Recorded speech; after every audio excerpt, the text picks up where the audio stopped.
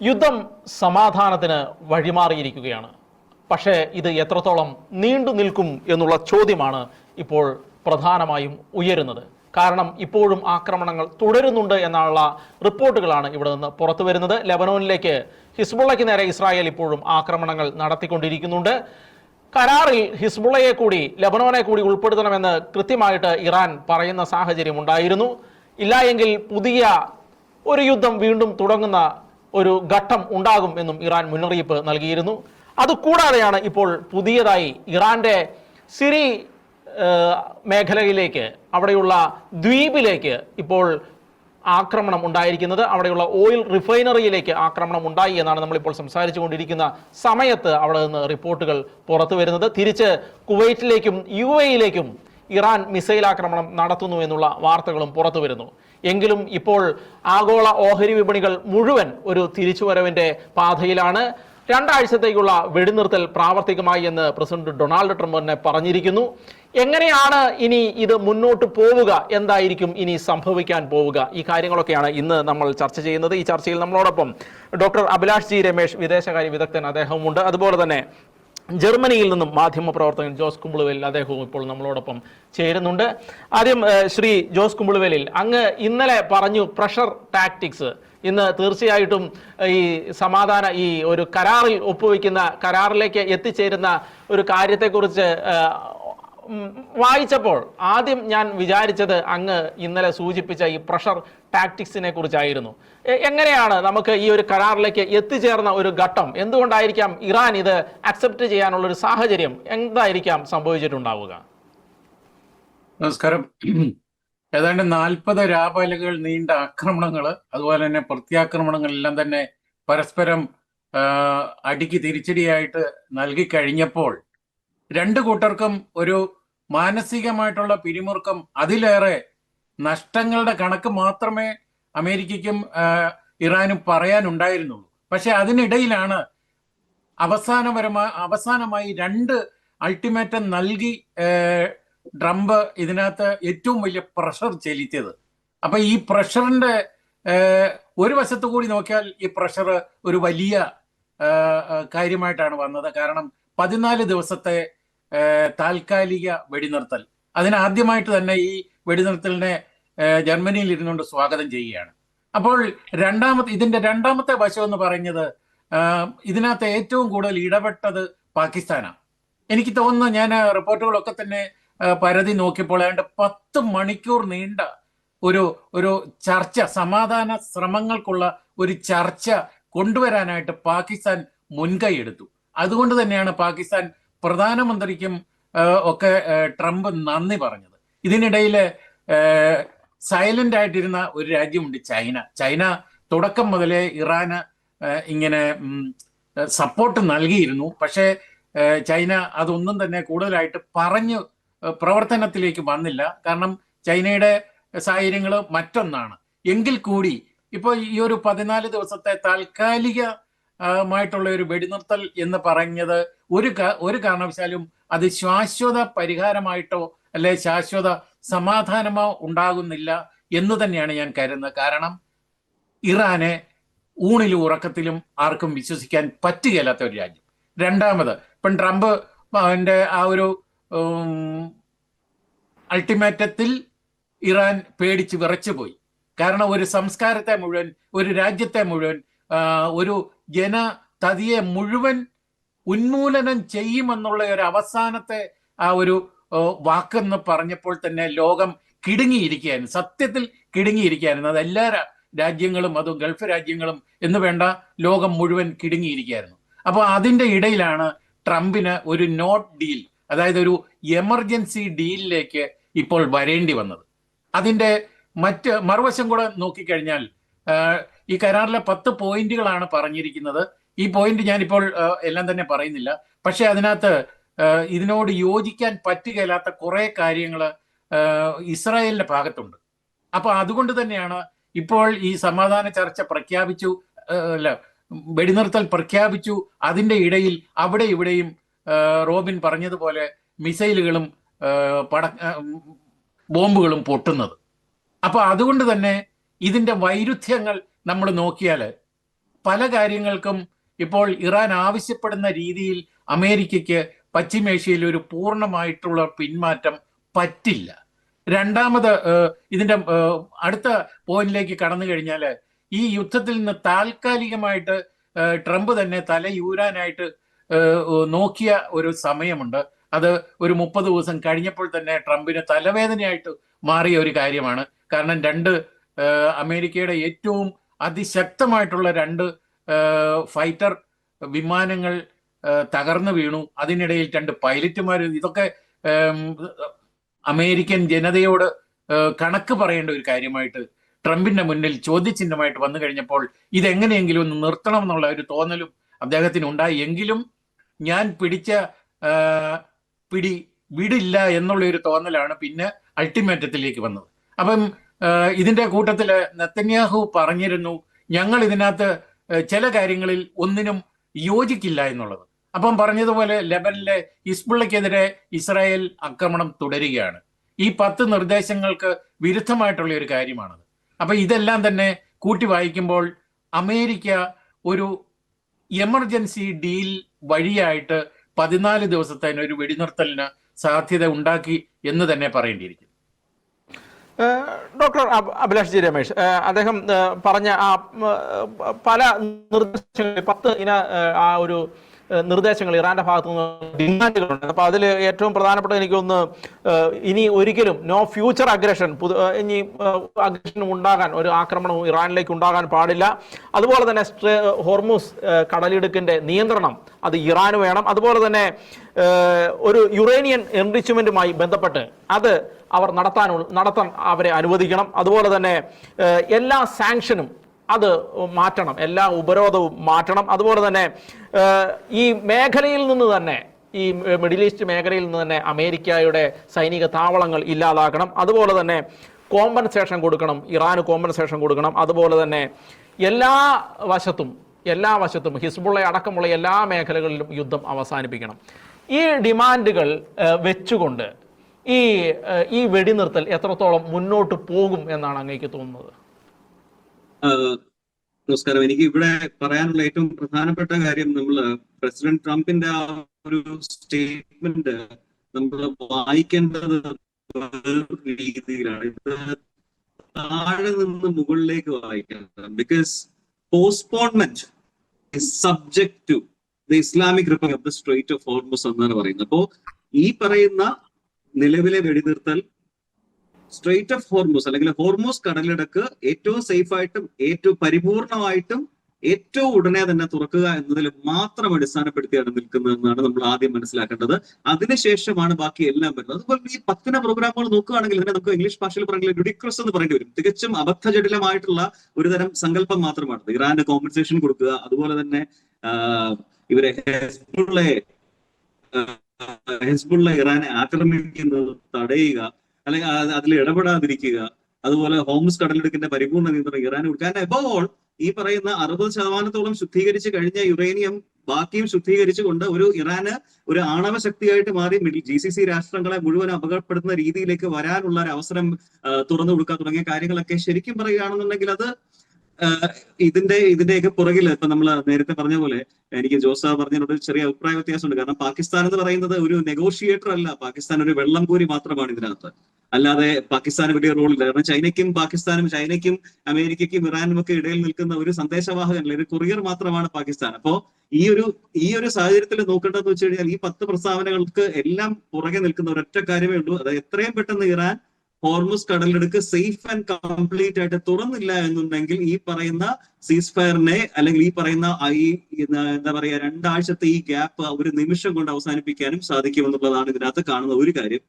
പിന്നെ വേറൊരു റോൾ ഉള്ളതെന്ന് പറഞ്ഞു കഴിഞ്ഞാല്, ഇപ്പം ഈ കാര്യങ്ങളൊക്കെ നടക്കുമ്പോഴും നമ്മൾ ആലോചിക്കേണ്ടത് GCC രാഷ്ട്രങ്ങളെ പറ്റിയിട്ട് കൂടിയാണ്. കാരണം ഇറാന് ഈ 10 പോയിന്റിൽ ഏതെങ്കിലും ഒന്ന് കൊടുത്താൽ പോലും അത് GCC രാഷ്ട്രങ്ങളുടെ സുരക്ഷയെ വലിയ തോതിൽ ബാധിക്കും. ഒന്ന് ആലോചിച്ച് നോക്കുക, അമേരിക്ക മാറി നിൽക്കുന്ന GCC രാഷ്ട്രങ്ങളുടെ ഒരു അവസ്ഥ. അമേരിക്കയുടെ സുരക്ഷാ കവചമില്ലാത്ത ഗൾഫ് രാജ്യങ്ങളെ ആര് സംരക്ഷിക്കും? ഇറാൻ ഒരു ഭാഗത്ത്, ഇറാഖ് ഒരു ഭാഗത്ത്, സിറിയ ഒരു ഭാഗത്ത്, ഇങ്ങനെ വലിയ ഒരു കൂട്ടം രാജ്യങ്ങൾ, ഇത്രയധികം കോൺഫ്ലിക്റ്റും അല്ലെങ്കിൽ മതതീവ്രവാദവും ഒക്കെ ആയിട്ട് നിൽക്കുന്ന രാജ്യങ്ങൾക്കിടയിൽ പ്രോസ്പെറിറ്റിയുടെ ഒരു തുരുത്തായിട്ടുള്ള GCC രാഷ്ട്രങ്ങളെ ആര് സംരക്ഷിക്കും? അതൊരു വലിയ ചോദ്യമാണ്. കാരണം സമാധാനം എന്ന് പറഞ്ഞു കഴിഞ്ഞാൽ ശത്രുവിന്റെ കയ്യിൽ ആയുധം വെച്ചു കൊടുത്തിട്ടല്ല സമാധാനം ഉണ്ടാവേണ്ടത്. ഈ സമാധാനം ഉണ്ടാവുന്നതിന് വേറെ ഒരു കാര്യം കൂടെ അദ്ദേഹം പറഞ്ഞിട്ടുണ്ട്. അദ്ദേഹത്തിന്റെ ട്വീറ്റിൽ തന്നെ പറഞ്ഞിട്ടുള്ള ഒരു കാര്യമാണ്, അതായത് long term peace with Iran and peace in the Middle East. അപ്പം ഇറാനോട് സ്ഥായിയായിട്ടുള്ളതും നിരന്തരമായിട്ടുള്ള അല്ലെങ്കിൽ വലിയ കാലയളവിലേക്കുള്ള സമാധാനം വേണമെന്നല്ല, അതിന്റെ ഉദ്ദേശം വളരെ ക്ലിയർ ആണ്. അവിടുത്തെ റെഷീം മാറണം. അതിന് ഓൾറെഡി തന്നെ ആ റെഷീമിന്റെ മുഴുവൻ സ്ട്രക്ചർ തകർക്കപ്പെട്ടിട്ടുണ്ട്. പ്ലസ് മിഡിൽ ഈസ്റ്റിൽ സമാധാനം. മിഡിൽ ഈസ്റ്റിൽ സമാധാനം വേണമെങ്കിൽ ആദ്യം ഉണ്ടാവേണ്ടത് മിഡിൽ ഈസ്റ്റിന്റെ ശത്രുക്കളോ അല്ലെങ്കിൽ മിഡിൽ ഈസ്റ്റ് ഭീഷണിയായിട്ട് നിൽക്കുന്ന രാജ്യങ്ങളുടെ ഈ പറയുന്ന അവർക്ക് ഈ രാജ്യങ്ങൾക്കെതിരെ ആക്രമിക്കാനുള്ള ശക്തിയെ ഇല്ലാതാക്കുക എന്നുള്ളത്. അപ്പം ഇത്തരം കാര്യങ്ങളോട് നമ്മൾ ആ ഒരു പോസ്റ്റിൽ വായിച്ചെടുക്കേണ്ടതായിട്ടുള്ള ഒരു അവസ്ഥ കൂടി ഉണ്ടെന്നാണ് ഞാൻ പറയുന്നത്. കാരണം 2 ആഴ്ച എന്ന് പറയുന്ന സമയം ഏത് നിമിഷം വേണമെങ്കിലും ഇത് മാറ്റി മറിക്കപ്പെടാം. കാരണം സ്ട്രെയിറ്റ് ഓഫ് ഹോർമൂസ് എന്ന് പറയുന്ന കടലിടുക്ക് അല്ലെങ്കിൽ ഹോർമൂസ് സ്ട്രെയിറ്റ് തുറന്നില്ല എന്നുണ്ടെങ്കിൽ ഈ പറയുന്ന ഈ ഒരു പീസ് എഗ്രിമെന്റിന് യാതൊരു വാലിഡിറ്റി ഉണ്ടാവില്ല എന്നാണ് അദ്ദേഹം പറഞ്ഞു വെക്കുന്നത്. ശ്രീ ജോസ് കുമ്പളവേലി, അദ്ദേഹം പറഞ്ഞ 2 കാര്യങ്ങൾ. ഒന്ന്, നമുക്കറിയാം മിഡിൽ ഈസ്റ്റിന്റെ, അമേരിക്ക മാറിയാൽ മിഡിൽ ഈസ്റ്റിന്റെ സുരക്ഷ എന്ന് പറയുന്നത്, ഓർക്കുക ഇറാഖ് യുദ്ധകാലത്ത് വെറും 3 മണിക്കൂർ കൊണ്ടാണ് സദാം ഹുസൈൻ ഈ കുവൈറ്റിന് മുകളിലൂടെ ടാങ്ക് ഉരുട്ടി ഇറക്കിയത് എന്നുള്ള ഒരു വസ്തുത അവിടെ നിലനിൽക്കുന്നുണ്ട്. അപ്പോൾ അതേ സാഹചര്യം ഇപ്പോഴും നിലനിൽക്കുന്നു എന്നുള്ള ഒരു വസ്തുത അവിടെയുണ്ട്. രണ്ടാമതൊരു കാര്യം, നമുക്കറിയാം ഇറാഖിന്റെ ഒരു മിലീഷ്യ ഗ്രൂപ്പ് തന്നെ, ഇറാഖ് ഗവൺമെന്റിനെ സപ്പോർട്ട് ചെയ്യുന്ന ഒരു മിലീഷ്യ ഗ്രൂപ്പ് തന്നെ ഇറാനുമായിട്ട് ഫേവർ ചെയ്യുന്ന ഒരു ഗ്രൂപ്പാണ്. അങ്ങനെ ഒരു ഭാഗം അവിടെ നിൽക്കുന്നു. സിറിയയിൽ ഇറാന്റെ നേതൃത്വത്തിലുള്ള തീവ്രവാദ ഗ്രൂപ്പുകൾ, ലെബനോനിലെ ഹിസ്ബുള്ള, അതുപോലെ തന്നെ ഹമാസ് ഇപ്പുറത്ത്, അതിനുശേഷം യമനിലെ ഹൂതികൾ. ആക്സിസ് ഓഫ് റെസിസ്റ്റൻസ് എന്ന് പറയുന്ന ഈ ഒരു സംവിധാനം ഇങ്ങനെ നിൽക്കുന്നിടത്തോളം ഒരു വെടിനിർത്തലും ഒരു ശാശ്വത പരിഹാരവും ഇവിടുത്തെ യുദ്ധത്തിന് ഉണ്ടാകും എന്ന് നമുക്ക് പറയാൻ കഴിയുമോ? ഒരിക്കലും അത് പറയാൻ കഴിയില്ല. കാരണം ടെററിസം അല്ലെങ്കിൽ ഭീകരത വളർത്താനായിട്ട് ഇറാനാണ് ഏറ്റവും കൂടുതൽ എല്ലാ തരത്തിലും സഹായിക്കുന്നതെന്ന് പറഞ്ഞാൽ അതൊരിക്കലും ഒരു അതിശയോക്തിയല്ല, അതിന്റെ വസ്തുതയാണ്. അപ്പം ഈ ഇറാന്റെ മേൽക്കോയ്മയാണ് ഗൾഫ് മുഴുവൻ ഉണ്ടാകേണ്ടതെന്നുള്ള ചിന്തയാണ് ഇറാനെ ഇത്തരത്തിലൊരു സമ്പൂർണ്ണ ഉറേനിയം സ്വരൂപിച്ചുകൊണ്ട് ഒരു ആണവ സംഭവം ഞങ്ങളുടെ കയ്യിൽ ഉണ്ടാകണം എന്നവർ വയ്ക്കുന്നത്. ഇപ്പൊ അമേരിക്ക ലോകത്തിന്റെ പോലീസ് എന്ന് പറയുന്നത് പോലെ ഗൾഫിന്റെ പോലീസ് ഞങ്ങളാകണം എന്നുള്ളതാണ് ഇറാന്റെ ചിന്താഗതി. അത് ഇന്നല്ല, നേരത്തെ മുതൽ തുടങ്ങിയതാണ്. ഇത് നമ്മുടെ 37 വർഷങ്ങൾക്ക് മുമ്പ് തുടങ്ങിയ ഒരു കാര്യമാണ്. അപ്പൊ അതിന്റെ പരിണിത ഫലങ്ങളാണ് ഇതിൽ നിന്നും നമ്മൾ നോക്കിക്കാണേണ്ടത്. അതിന് അമേരിക്കയാണ് ആദ്യം ശബ്ദമുയർത്തിയത്. ഇവര് അണുവായുധം ഉണ്ടാക്കാൻ പാടില്ല എന്നുള്ള ആദ്യത്തെ തത്വം. രണ്ടാമത്, അമേരിക്കയുടെ എല്ലാവിധ സജ്ജീകരണങ്ങളും സായുധമായിട്ടുള്ള ആർമി സജ്ജീകരണങ്ങൾ മുഴുവൻ 7 രാജ്യങ്ങളിൽ ഗൾഫ് മേഖലയിൽ കിടപ്പുണ്ട്. ഇതെല്ലാം തന്നെ ആ രാജ്യത്തെയും ഗൾഫിനെയും ഒരു കവചമായിട്ട് പരിഗണിക്കുമ്പോൾ അതിനെ ഇല്ലാതാക്കാനാണ് ഇപ്പോഴത്തെ ഈ ഒരു യുദ്ധത്തിലൂടെ ഇറാൻ ശ്രമിച്ചത്. അതുകൊണ്ട് തന്നെയാണ് ഇപ്പം അയൽ രാജ്യങ്ങളായ കുവൈറ്റിനെയും അല്ലെങ്കിൽ മറ്റ് സൗദി അറേബ്യയും അല്ലെങ്കിൽ ദുബായിലെ എയർപോർട്ട് വരെ മിസൈൽ എത്തിയത്. അപ്പം അമേരിക്ക വരെ എത്താൻ സാധിക്കാത്ത ഒരു സാഹചര്യത്തിലാണ് എൻ്റെ ചുറ്റുമുള്ള എൻ്റെ അയൽക്കാരെ മുഴുവൻ, അല്ലെ ഞങ്ങളോട് ചേർന്ന് കിടക്കുന്ന രാജ്യത്തെ മുഴുവൻ ഞങ്ങൾ ഇല്ലാതാക്കും, അതുകൊണ്ട് നിങ്ങൾക്ക് അതിൻ്റെ ആ ഒരു ബുദ്ധിമുട്ടുണ്ടാകും എന്ന തരത്തിൽ ചിന്തിച്ചെടുത്തത്. പിന്നെ രണ്ടാമത്തെ ഒരു കാര്യം എന്ന് പറഞ്ഞാൽ, ഇപ്പൊ ഈ ഡിഗ്നിഫൈഡ് ഡീൽ ഉണ്ടാക്കിയത് ഇപ്പോൾ ഇറാന്റെ മാത്രമായിട്ടുള്ളതാണ്. അത് മറ്റാരും തന്നെ അംഗീകരിച്ചിട്ടില്ല. ഇപ്പൊ 10 പോയിന്റ് ഉണ്ടെന്ന് പറഞ്ഞിട്ടും അതിനകത്ത് ഈ പോയിന്റുകൾ വിശകലനം ചെയ്തെടുത്താൽ, ഓരോന്നായിട്ട് നമ്മൾ വിശകലനം ചെയ്തെടുത്താൽ, ഇത് ആർക്കും തന്നെ അത് 100% അംഗീകരിച്ച് ഒരു സിഗ്നേച്ചർ നൽകാൻ കഴിയുന്ന ഒരു കാര്യമല്ല. അപ്പോൾ അതുകൊണ്ട് തന്നെ ലോങ് പീസ്, അതായത് നീണ്ടു നിൽക്കുന്ന ഒരു സമാധാനം ഈ ഒരു തരത്തിൽ ഈ 14 ദിവസത്തെ ഇടവേളയ്ക്ക് ഉണ്ടാക്കിയെടുക്കും എന്ന് തന്നെ ആർക്കും കരുതാനാവില്ല. അതുപോലെ തന്നെ ഇതിനകത്ത് മറ്റ് ലോകരാജ്യങ്ങൾ ഇപ്പോൾ ഇതിനകത്ത് ഇടപെട്ടിട്ടില്ല. പ്രത്യേകിച്ച് യൂറോപ്യൻ യൂണിയൻ ഒന്നും തന്നെ യുദ്ധസംബന്ധമായിട്ട് ഒരു കാര്യം അവര് സഹായിക്കാമെന്ന് പറഞ്ഞിട്ടില്ല. പക്ഷേ ഇനിയും ഈ തരത്തിൽ ഒരു സമാധാനം കൊണ്ടുവന്നാൽ അതിനകത്ത് ഏറ്റവും കൂടുതൽ കോസ്റ്റ് അല്ലെങ്കിൽ അമേരിക്കയ്ക്കായിരിക്കും നഷ്ടമുണ്ടാകുന്നത്. കാരണം ഇവര് പറഞ്ഞിടത്ത് മുഴുവൻ, ഇറാൻ പറഞ്ഞിടത്ത് മുഴുവൻ തന്നെ അവർ തലവെച്ച് കൊടുത്തു കഴിഞ്ഞാൽ അമേരിക്കയുടെ ആ ലോക പോലീസ് പട്ടം അവിടെ നഷ്ടപ്പെടുകയാണ്. അതോടൊപ്പം ഗൾഫ് രാജ്യങ്ങൾ മുഴുവൻ ഈ ഇറാന്റെ മുന്നിൽ പഞ്ചപുച്ഛമടക്കി നിൽക്കേണ്ട ഒരു സാഹചര്യവും വരും. അപ്പോൾ പിന്നെ ആരാണ് ഇതിന്റെ ലോകത്തിലേക്ക് ലോക പോലീസായിട്ട് വരുന്നത്? ഇറാൻ മാത്രമായിരിക്കും. അത് ഒരു കാരണവശാലും ആർക്കും തന്നെ അംഗീകരിക്കാൻ പറ്റില്ല. കാരണം മത അധിഷ്ഠിതമായിട്ട് നിൽക്കുന്ന ഒരു രാജ്യമാണ്. അതിൻ്റെ പരിണിത ഫലമാണ് അവിടുത്തെ ജനങ്ങൾ അനുഭവിക്കുന്നത്. അവരുടെ എന്തെങ്കിലും ഒരു ഫ്രീഡം കിട്ടിയാൽ, എന്തെങ്കിലും ഒരു സ്വാതന്ത്ര്യം കിട്ടി, അവിടുത്തെ മുള്ളയ്ക്കെതിരെയോ അല്ലെങ്കിൽ അവിടുത്തെ ജനാധിപത്യം അവിടെ ഇല്ലല്ലോ. അപ്പോൾ അവിടുത്തെ എന്തെങ്കിലും കാര്യം ഉയർത്തിപ്പിടിച്ചോണ്ട് വന്നാൽ തലവെട്ടുന്ന സ്വഭാവമുള്ള ഒരു രാജ്യത്തിന് ഒരിക്കലും ഒരു മേൽക്കോയ്മ കൊടുക്കാൻ ഒരു രാജ്യക്കാരും അല്ലെ ലോകം അതിന് ഇടവരുത്തില്ല എന്ന് തന്നെയാണ് പറയേണ്ടിയിരിക്കുന്നത്. അതുപോലെ തന്നെ എനിക്ക് തോന്നുന്നു മറ്റൊരു കാര്യം കൂടി അതിൻ്റെ കൂടെ നമ്മൾ ചർച്ച ചെയ്യേണ്ടത്, തീർച്ചയായിട്ടും ഈ മേഖലയിലുള്ള മിഡിൽ ഈസ്റ്റിലുള്ള എല്ലാ രാജ്യങ്ങളുമായിട്ടും ആക്രമണങ്ങൾ ഇറാൻ നടത്തുന്ന സാഹചര്യം ഉണ്ടായി എന്നുള്ളതാണ്. അപ്പോൾ അങ്ങനെയുള്ള ഒരു സാഹചര്യത്തിൽ ഇനിയുള്ള ഈ മേഖലയിലുള്ള രാജ്യങ്ങളുമായിട്ടുള്ള ഇറാന്റെ ബന്ധം എങ്ങനെയായിരിക്കുമെന്നാണ് നമുക്ക് മനസ്സിലാക്കാൻ കഴിയുക? എന്നോടാണോ എത്തിയാൽ പോലും എന്നോടാണോ അത് ഒന്ന് കൂട്ടി വായിച്ചു കഴിഞ്ഞാൽ ഇപ്പോൾ തന്നെ ഇറാൻ ഒറ്റപ്പെട്ട് കഴിഞ്ഞിരിക്കുകയാണ്. ഇറാനെ ഒരു തരത്തിൽ ഇപ്പം തുർക്കി സഹായിക്കാമെന്ന് ആദ്യം പറഞ്ഞിരുന്നെങ്കിലും തുർക്കിക്ക് ഇപ്പോൾ വേണ്ട എന്നുള്ള ഒരു വലിയ പ്രശ്നമായിട്ട് തുർക്കിക്ക് ഇത് വന്നിരിക്കുകയാണ്. കാരണം മറ്റ് രാജ്യങ്ങളെല്ലാം തന്നെ ഉപേക്ഷിച്ച നിലയിൽ എത്തിയ ഒരു രാജ്യത്തെ ഞങ്ങൾ എന്തിന് തോളിൽ ഏറ്റണം, അല്ലെ ചങ്ങാത്തം ഉണ്ടാക്കണമെന്നൊരു ചോദ്യം അവിടെ തുർക്കിയിൽ ഉണ്ടായിട്ടുണ്ട്. പ്രത്യേകിച്ച് എർദോഗാൻ അവിടെ റിപ്പബ്ലിക്കായിട്ട് അവർ പറയുന്നെങ്കിലും അവിടെ ജനാധിപത്യം ഇല്ല എന്നുള്ളത് എല്ലാവർക്കും അറിയാം. അദ്ദേഹത്തിന്റെ പക്ഷേ അവിടുത്തെ ആളുകൾക്ക് അദ്ദേഹത്തെ ഇഷ്ടമാണ്. അവിടുത്തെ എനിക്കറിയാം, എനിക്ക് ഒത്തിരി തുർക്കികൾ എൻ്റെ കൂടെ ജോലി ചെയ്യുന്നവരുണ്ട്, എനിക്കൊത്തിരി ഇവിടെ അയൽവക്കംകാരും അല്ല അതുപോലത്തെ ആളുകളൊക്കെ ഇവർ പറയുന്നത് ഞങ്ങളെ സംബന്ധിച്ച് തുർക്കി ഞങ്ങൾക്ക് അല്ലെങ്കിൽ തുർക്കിയിലെ ആ ഒരു ഭരണകൂടം ഞങ്ങൾക്കൊരു പ്രശ്നമല്ല. അപ്പൊ അതുകൊണ്ട് തന്നെ തുർക്കിയും ഇറാനുമായിട്ട് മാറി നിൽക്കുകയാണ്. അപ്പോൾ പിന്നെ ആര് ഇവരോട് ചങ്ങാത്തം പുലർത്തും? ഒരിക്കലും ആരും തന്നെ ഇങ്ങനെ ഒരു കടുംപിടുത്തം പിടിച്ച് അല്ലെങ്കിൽ ജനാധിപത്യത്തെ കഴുത്ത് ഞെരിച്ച് കൊന്ന് നിർത്തിയിരിക്കുന്ന ഒരു രാജ്യവുമായിട്ട് ആരും തന്നെ ബന്ധപ്പെടാനോ അല്ലെങ്കിൽ ഭാവിയിൽ ഒരു വലിയ കെട്ടുറപ്പുണ്ടാക്കാനോ അതിനൊരു ഇടയുണ്ടാകില്ല എന്ന് തന്നെയാണ് എനിക്ക് തോന്നുന്നത്. ഡോക്ടർ അഭിലാഷ് ജി രമേശ്, ഇതേ ചോദ്യം തന്നെയാണ്. കാരണം ഇനിയിപ്പോൾ ഈ വെടിനിർത്തൽ വരികയും സമാധാനം നീണ്ടു നിൽക്കുകയും ചെയ്താൽ തീർച്ചയായിട്ടും ഇറാന് മുമ്പുണ്ടായിരുന്ന ഒരു ബന്ധം ഇവിടെയുള്ള ഈ മിഡിൽ ഈസ്റ്റിലെ രാജ്യങ്ങളുമായിട്ടും ഉണ്ടാകാനുള്ള ഒരു സാധ്യതയുണ്ടോ എന്നുള്ളത് വളരെ വലിയ ചോദ്യമാണല്ലോ. കാരണം സൗദിയെ ആക്രമിച്ചു, UAE ആക്രമിച്ചു, എല്ലാവരെയും, ഖത്തറിനെ ആക്രമിച്ചു. ഖത്തർ ഇപ്പോൾ അവർക്ക് കോമ്പൻസേഷൻ, ഇറാൻ വരുത്തിയ നഷ്ടങ്ങൾക്ക് കോമ്പൻസേഷൻ കൊടുക്കണമെന്ന് ആവശ്യപ്പെട്ടിരിക്കുകയാണ്. കുവൈത്തിനെ ആക്രമിച്ച് എല്ലാ രാജ്യങ്ങളെയും ഇവിടെയുള്ള ആക്രമിച്ചു. ഇനി അറബ് രാജ്യങ്ങൾ, പ്രത്യേകിച്ച് ഈ ആക്രമിക്കപ്പെട്ട രാജ്യങ്ങളെല്ലാം സുന്നി രാജ്യങ്ങൾ കൂടിയാണ്. ഈ ഇറാൻ ഒരു ഷിയ രാജ്യം കൂടിയാണ്. എല്ലാ അർത്ഥത്തിലും ഇനി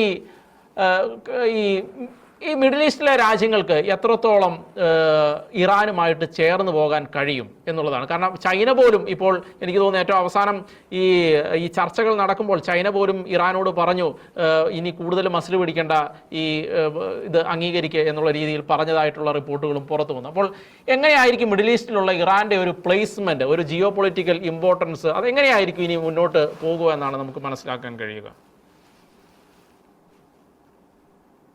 ഓപ്പറേഷൻ എപ്പിക് ഫ്യൂറിയുടെ ഭാഗമായിട്ട് ഇറാൻ ഗൾഫ് രാജ്യങ്ങൾക്ക് മേൽ പ്രയോഗിച്ച ആദ്യ മിസൈലോട് കൂടി തന്നെ ഗൾഫ് രാജ്യങ്ങൾക്ക് ഇറാന് മേലുള്ള അവസാന തരി വിശ്വാസവും നഷ്ടപ്പെട്ട് കഴിഞ്ഞിരിക്കുന്നു. ഇപ്പോൾ അവർ കാണുന്നത് ഇറാൻ എന്ന് പറഞ്ഞു കഴിഞ്ഞാൽ ഒരു നിരന്തര ശത്രുവാണ്. അതുകൊണ്ട് തന്നെ അവർക്ക് ആണവ ആയുധം ഉണ്ടാകുന്ന ഒരു സാധ്യത, അല്ലെങ്കിൽ സമാധാനത്തിന് ശേഷം ഏതെങ്കിലും ഒരു തരത്തിൽ ഇറാൻ അവിടെ നിലനിൽക്കുകയാണെന്നുണ്ടെങ്കിൽ, അതായത് ഇറാന്റെ നിലവിലെ ഭരണകൂടം നിലനിൽക്കുകയാണെന്നുണ്ടെങ്കിൽ റീജിയണൽ ബുള്ളി, ഒരു റീജിയണൽ ബുള്ളിയുടെ റോളിൽ സദ്ദാം ഹുസൈൻ പണ്ടുണ്ടായിരുന്ന അതേ റോളിലേക്കായിരിക്കും അവിടുത്തെ ഇപ്പോൾ നിലവിലുള്ള അവശിഷ്ട ഭരണകൂടത്തിന്റെയും അവർ കാണുക. അത് മാത്രമല്ല, ഇറാന്റെ ഗൾഫ് രാജ്യങ്ങളുടെ പുറത്തുള്ള എക്കണോമിക് സ്റ്റെബിലിറ്റി അത് ഇല്ലാതാക്കുന്നതിന് വേണ്ടിയിട്ടുള്ള ഒരു കൃത്യമായ ഒരു ആക്രമണമായിരുന്നു ഇറാൻ നടത്തിയിരുന്നത്. കാരണം അമേരിക്കക്കെതിരായിട്ടുള്ള യുദ്ധത്തിൽ എന്തിനാണ് അമേരിക്കയുടെ ബേസുകൾ ഉണ്ട് എന്നുള്ളതിന്റെ പേരിൽ ഒന്നുമില്ലെങ്കിലും ഒരേ വിശ്വാസത്തിന്റെ പല അന്തർധാരകളിലുള്ള മറ്റു ഗൾഫ് രാജ്യങ്ങളെ ഇവർ ആക്രമിക്കാൻ മുതിർന്നത്. അപ്പോൾ ഇറാൻ എന്ന് പറയുന്ന രാജ്യത്തിന് യാതൊരു തരത്തിലുള്ള വിശ്വാസവും ഗൾഫ് സമൂഹത്തിന് അല്ലെങ്കിൽ അറബ് സമൂഹത്തിന് ഇല്ല എന്നത് മാത്രമല്ല, വരുന്ന കാലത്ത് ഇറാന്റെ ഭരണകൂടം നിലനിൽക്കുകയാണെന്നുണ്ടെങ്കിൽ അതിൽ ഏറ്റവും വലിയ അപകടം ഉണ്ടാവാൻ പോകുന്നത് ഏറ്റവും വലിയ സാമ്പത്തിക ശക്തികളായിട്ടുള്ള UAE, അബുദാബി,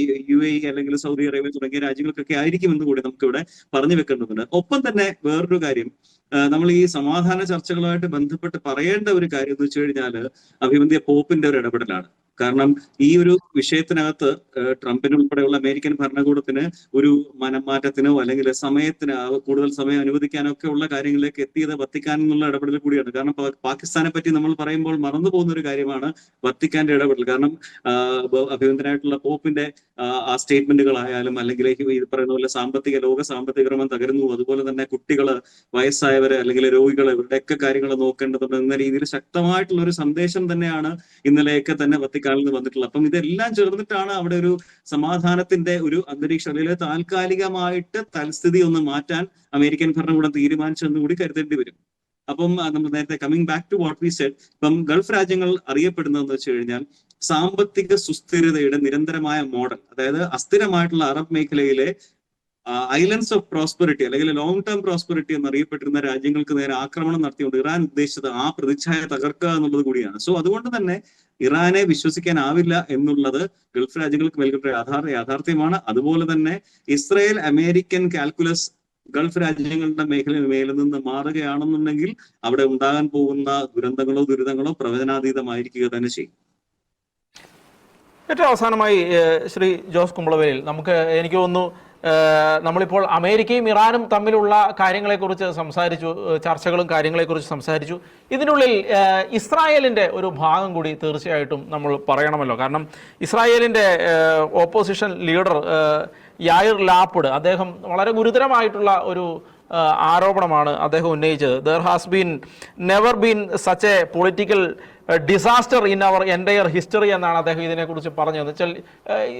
കാരണം നെതന്യാഹുവിനെ ആരെയും ഉൾപ്പെടുത്താതെ പെട്ടെന്ന് ഒരു സീസ് ഫയറിലേക്ക് പോയി, അത് രാജ്യത്തിൻ്റെ ചരിത്രത്തിലെ ഏറ്റവും വലിയ അപമാനമാണ്. ഇസ്രായേലിന് എന്ത് ഒരു സ്ഥാനമാണ് ഇതിൻ്റെ ഉള്ളിലൊക്കെ ഉള്ളത് എന്നൊക്കെയുള്ള രീതിയിലുള്ള ഒരു വളരെ വലിയ ആക്രമണമാണ് ഇസ്രായേലിൻ്റെ ഓപ്പോസിഷൻ ലീഡർ ഇപ്പോൾ ബെഞ്ചമിൻ നെതന്യാഹുവിന് നേരെ ഉയർത്തിയിരിക്കുന്നത്. അപ്പോൾ തീർച്ചയായിട്ടും നമുക്ക് എങ്ങനെയാണ് വിലയിരുത്താൻ കഴിയുക? കാരണം ഇസ്രായേലിന് ഒരു സ്ഥാനം ഇല്ലാതിരുന്നു, അതോ ഇസ്രായേലും കൂടെ കൂട്ടിച്ചേർന്ന്? കാരണം ആക്രമണങ്ങൾ ഏകദേശം 20,000-ഓളം ടാർഗറ്റുകളായിരുന്നു ഇറാനിൽ ലക്ഷ്യം വെച്ചിരുന്നത് എന്നാണ് യുദ്ധത്തിന്റെ ആദ്യ ദിനങ്ങളിൽ പറയപ്പെട്ടിരുന്നത്. ഏകദേശം അത്രത്തോളം തന്നെ ആക്രമണങ്ങൾ ഈ മേഖലകളിലടക്കം സമ്പൂർണ്ണമായും ഇറാന്റെ പല ഭാഗങ്ങളിലായിട്ട് അവർ നടത്തുകയും ചെയ്തു.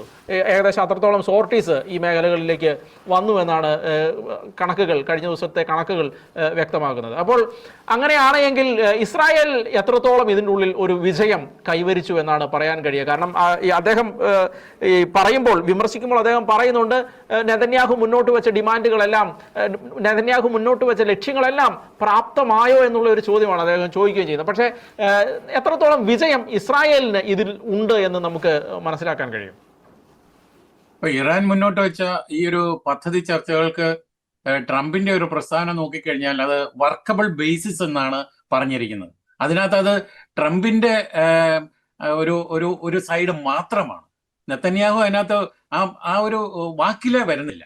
അതേസമയം നെതന്യാഹു അല്ലെങ്കിൽ ഇസ്രായേൽ പറയുന്നത് അമേരിക്ക മുന്നോട്ട് വെച്ച അല്ലെങ്കിൽ അമേരിക്ക ഇതിനു സൈഡ് ചെയ്യാൻ ഉദ്ദേശിക്കുന്ന ആ ഡിമാൻഡുകളെല്ലാം തന്നെ അവര് ഏറ്റെടുത്താൽ ഞങ്ങൾ ഒരു കാരണവശാലും ഇതൊന്നും അംഗീകരിക്കില്ല എന്ന് അദ്ദേഹം അതായത് ഇസ്രായേൽ പ്രധാനമന്ത്രി പറഞ്ഞു കഴിഞ്ഞു.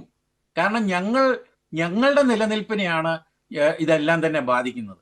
അതുകൊണ്ട് ഒരു കാരണവശാലും അമേരിക്ക എല്ലാ കാര്യത്തിനും ഞാൻ നേരത്തെ പറഞ്ഞതുപോലെ അമേരിക്കയ്ക്ക് ഇതൊരു വലിയ ഹൈ കോസ്റ്റ് തന്നെയാണ്.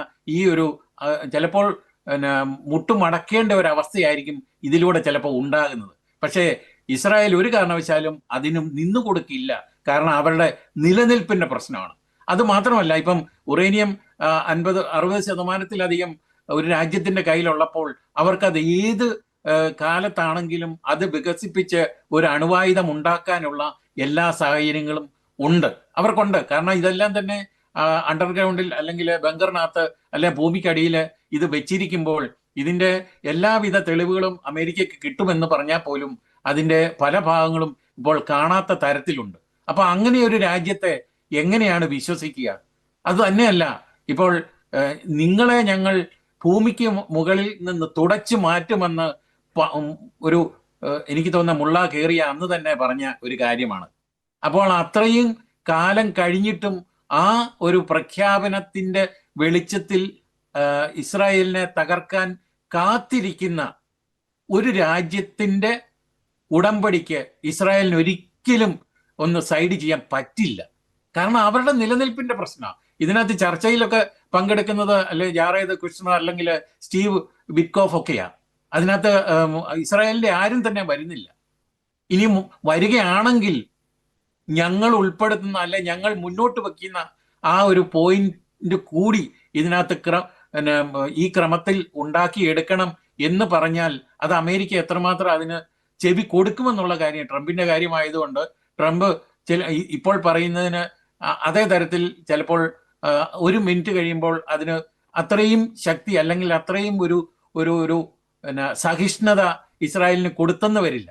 ഇതൊക്കെ തന്നെ നമ്മൾ ഭാവിയിൽ ഇസ്രായേലിനെ ബാധിക്കുന്ന ഒരു പ്രശ്നമായിട്ട് തന്നെ ഇത് ലോകം ഉള്ളിടത്തോളം കാലം നിൽക്കുമെന്നാണ് ഞാൻ കരുതുന്നത്. അതുകൊണ്ട് തന്നെ ഇസ്രായേൽ ഇതൊരു മരണക്കളിയായിട്ട് തന്നെ എടുത്തിരിക്കുന്നു.